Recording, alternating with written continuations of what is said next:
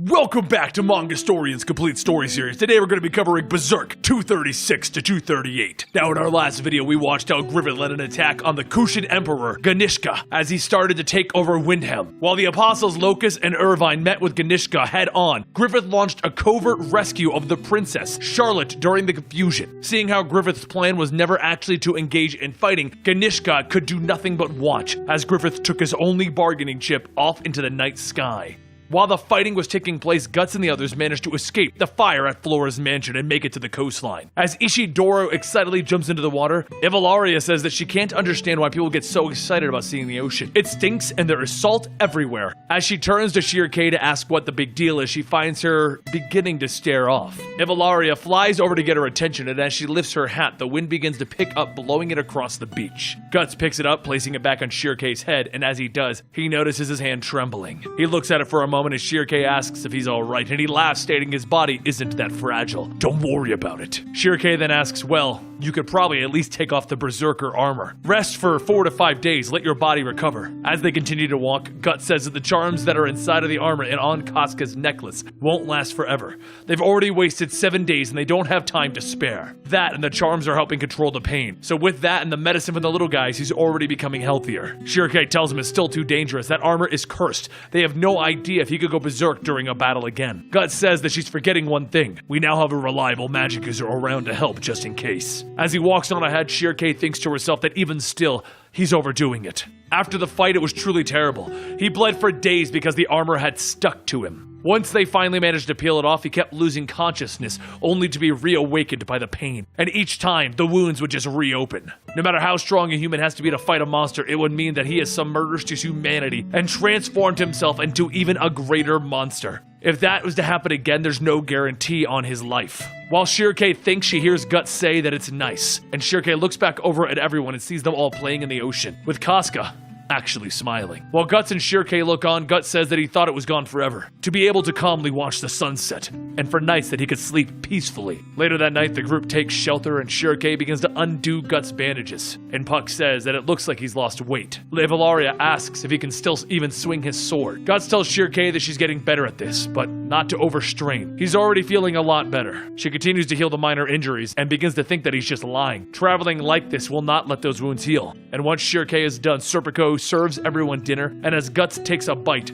Ishidoro mentions that they can't call him the Black Swordsman anymore. With that white, they can call him the Black Swordsman, and slightly white. As Ishidoro goes on for seconds, he asks Puck what his homeland is like. Puck flies over, stating that Elfheim is a utopia that lies in the Western Ocean. The birds sing, the flowers bloom, and the elves dance. Shirkei then says that she's heard of that place. There's an island in the ocean called Skellig, and much like the Spirit Tree Mansion, it's an intersection, shielding the worlds from normal people. She goes on stating that on that island, she was told that there are many wizards and witches who live among the elves. She would very much like to see this place as well. But while Ishidoro teases her that she's a kid among adults, Farnese says that she has a favor to ask of Shirkei. She would like, if it's possible, to be taught sorcery. The room falls silent and Farnese says that she's been thinking about it ever since the troll incident. At the moment that they attacked, her heart was trembling. That miracle that she had created, that skill of sorcery, there was nothing that she could do to help. Even when Casca and her were taken away, all she had was a magical short sword, and Casca is what gave her the courage to protect her. Shirkei tells her that it's just a silver dagger, and Farnese leans in, telling her, sure, but to her, it's a magical short sword. Farnese goes on stating how Flora told her that she must accept the great unknown. Search for everything in this world, and that is what sorcery is, so please grant her this. Shirkei sighs and says that sorcery is not something that you can just pick up. It's something that you must be taught at a very early age. The older a person gets, the more that they become tied to the material world. It's very hard to break those bonds. But since they have gone through so many terrifying events, she might be able to teach her some of the basics. Farnese shouts in excitement, and Serpico begins to panic that Farnese is about to become a witch. However, outside, the Skull Knight waits, and he watches.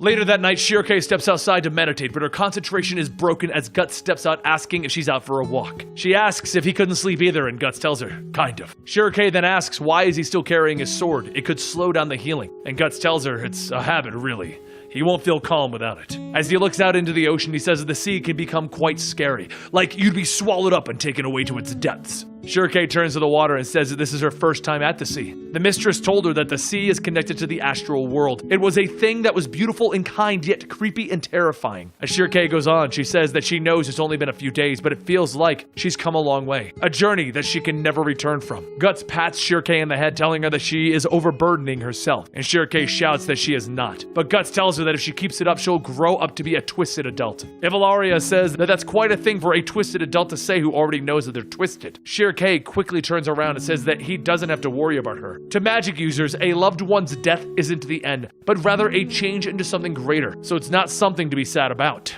As Shirkei forces herself to say that, tears begin to stream down her face as she turns back to Guts, crying and hugging him. A short while later, she rubs her red nose and puffy eyes, stating that she's kind of relieved now, though her eyes and nose sting from the salt. Guts laughs, telling her, "To be honest, me too. Except, you know, all over my body from the cuts." Shirkei shouts, "Hey, you're overdoing it!" But as she sees him laugh about it, she smiles with him. Then Shirkei starts to hear the snickering from Ivalaria, and Ivalaria says that's right. She's getting to be about that age now, isn't she? Before Shirkei can ask, Ivalaria goes on stating that she didn't expect it to be this old guy. Maybe she's having a father complex. Shirkei frantically blushes and then grabs Ivalaria, putting her under her hat. And as she does, Guts reaches for his sword and says, "We have a guest here." He calls out that it would seem that he is still alive, and the Skull Knight tells him, "So it would seem." Guts says that for all of the things recently that he's seen, he would like to offer his thanks, but he didn't just come to visit, did he? Him being here means that there's an apostle nearby. The breeze blows by and the Skull Knight says, "Your vision starts to lose certain colors. Your tongue loses its taste. The fingers begin to tire from the shaking. That is an omen. Wearing that armor and fighting more battles as the Berserker, things will soon become lost." Guts laughs, telling him, "I don't like how you talk like you know everything. Thanks for the warning, but it won't be happening again. I won't let it happen again." The Skull Knight stares without saying anything, and then Shirkei says, "That's right. I won't let it happen again either." Shirkei continues stating that she knows that he's the one who helped out at Coolpeth and the Spirit Tree, and she thanks him for his assistance. However, one thing that she would like to know is what kind of a relationship did he have with her mistress? The mistress said that the armor was a dangerous cursed item, and it needed to be carefully sealed, but she always looked at it tenderly. Could it have been something that he once wore long ago? The Skull Knight remains silent for moments, and then he says that for being a student of the Witch of the Spirit Tree, she is quite intelligent. But yes, it was the armor that he wore once in the ages past, when we were still in the time of reason. Shirkei focuses on those words and thinks that this person could be, and the Skull Knight goes on stating, "We were friends, much like how the two of you are now. The odd that resides in the armor is a flame that will never burn out, and if it ever gets the chance, it'll become a massive flame. Even with the charm in it now, do not let your guard down if you wish to retain your humanity." Guts says that he appreciates it, but why don't you tell us why the apostles attacked the mansion in the first place? The Skull Knight says that the Hawk only has one goal. You should know it best. The Hawk is now something that is outside the reason of the real world. There is not a single being that could threaten him here. It is like a tale where people could destroy those who bind them. So to touch or even challenge the Hawk, one must be someone who resides outside of the tale, and it's even more so for strong magic users. The Hawk must have thought that one magic user was more dangerous than an army of 10,000. However, if you continue on this journey, you will encounter many apostles, and the one who will lead them will most likely be the Hawk. Guts' eyes widen as he clenches his fist, and then the rage begins to build up. The helmet starts to creep up, ready to swallow Guts, but Shirkei shouts to him and he quickly stops it. The Skull Knight then says, "To protect or challenge, keep asking yourself that. That is the destiny of one who stands alone at the interstice. However, there is only hope in the end. The land of elves that you seek, the Lord of the Elves, the Hanafubaku King, lives there." Shirkei is shocked to hear the name, and Guts asks if she's heard of him. Shirkei tells him that the King of the Elves is incredibly strong and mentioned in many legends. His name is written not only in the Grim War, but in many poems and tales. The Skull Knight goes on stating that with his powers, it may be possible for her, the branded girl, to regain her heart. The thoughts of Casca race to Guts' mind. Could she really be back to the way that she once was? As Guts sits in his own fantasy of how things could be, the Skull Knight says that there are still many perils that lie ahead of them. But before he leaves, there's one last thing that he wants to state. That what he may wish for may not be what she wishes for. Elsewhere along the beach, Casca wanders the shores when she sees a young black-haired boy standing before her. Back a little ways, Farnese and the others call out for Casca, and then Puck sees her run off into the distance. As everyone runs over, she's sitting with the boy wrapped in her robes. A few moments later, Guts and Shirkei walk up and ask if everything's okay. And Ishidora says, "Yeah, about that. and then Guts sees Casca with the boy. Shirke asks who the child is, but before anyone can give a clear answer, she notices that the boy has a rather strange aura around him. Guts looks down at the boy and Casca stares back at him, holding the boy closer. Shirke tells everyone that they should hurry back to the hut before they all freeze to death out here. That and she has good news, and as everyone turns to leave, Guts turns back towards the cliff sensing something. But when Serpico asks about it, Guts just says that it's nothing. Once everyone is back at the hut, Shirke explains that if they are to go to Elfheim, there is a chance that they'll be able to meet the legendary king. Ishidoro and Avalaria look at Puck, who is clearly not paying attention, and they determine that perhaps he might not even know who that was up until now. Across the room, Casca feeds the small boy some food, and Guts watches thinking about what the Skull Knight said. What you wish for may not be what she wishes for. While everyone begins to watch, Serpico comments that Casca is acting like how Farnese was when she was helping her. As the boy looks at Guts, Guts notices and the boy turns away.